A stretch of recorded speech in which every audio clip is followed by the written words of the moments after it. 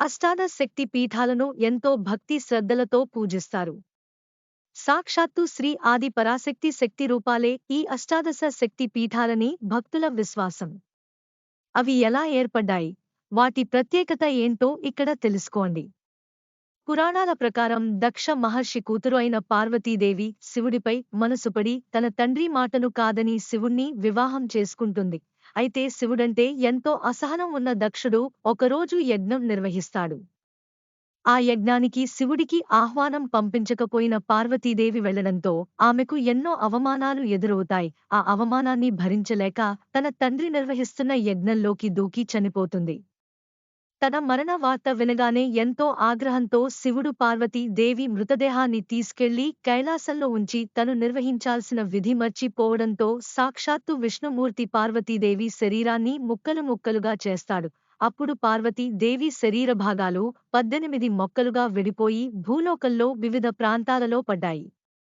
ఆ విధంగా ఆ 18 శరీర భాగాలు పడిన చోటనే అష్టాదశ పీఠాలు ఏర్పడ్డాయని పురాణాలు చెబుతున్నాయి. అయితే ఈ అష్టాదశ పీఠాలు ఏ మొదటగా ప్రదేశాలలో శంకరీదేవి ఏర్పడ్డాయో ఆలయం తెలుసుకుందాం. ఎక్కడుందో ఇప్పటివరకు ఎలాంటి స్పష్టత లేదు.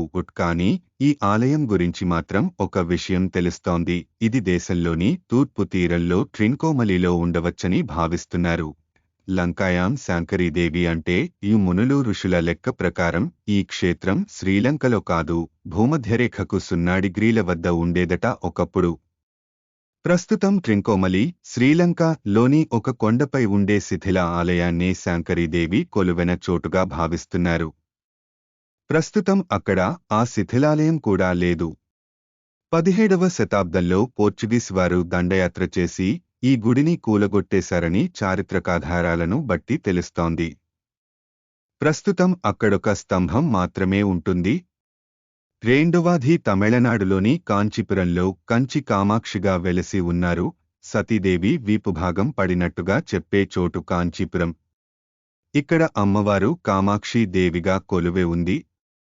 పాశాంకుశాలు చెరకుగడ, భుజంపై చిలుకతో పద్మాసన స్థితిలో కొలువుండే ఈ అమ్మవారిని పూజిస్తే సకల సిరిసంపదలు కలుగుతాయని ప్రతీతి.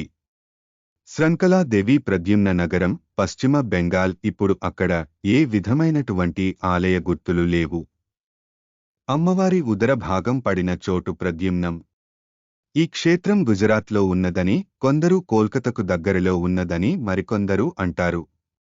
గుజరాత్లోని రాజ్కోట్కు సమీపాన ఉన్న సురేంద్రనగర్లో కొలువె ఉన్న చోటిల్లామాతను అక్కడివారు శృంగళ దేవిగా భావిస్తారు.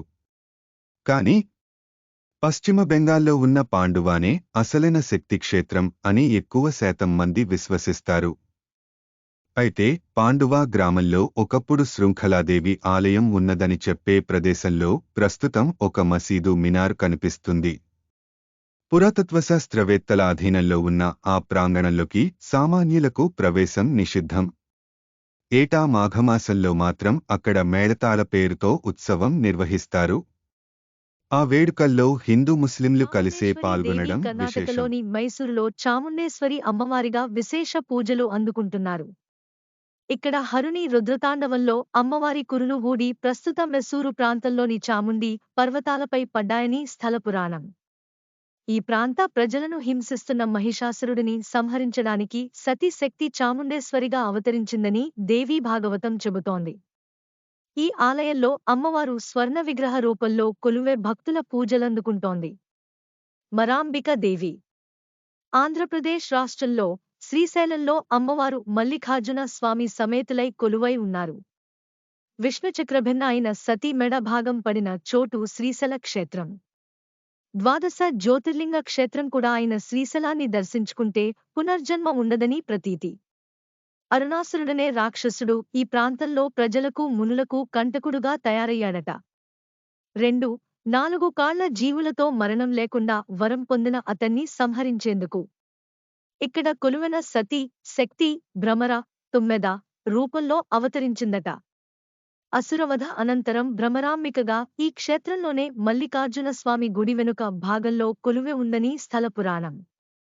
శంకరాచార్యులవారు ఈ క్షేత్రానికి వచ్చి అమ్మవారిని దర్శించుకుని శ్రీచక్ర ప్రతిష్ఠాపన చేసి భ్రమరాంబాష్టకం రచించారు. శ్రీశైల క్షేత్రంలోనే ఆయన సౌందర్య లహరి కూడా రచించారని చెబుతారు.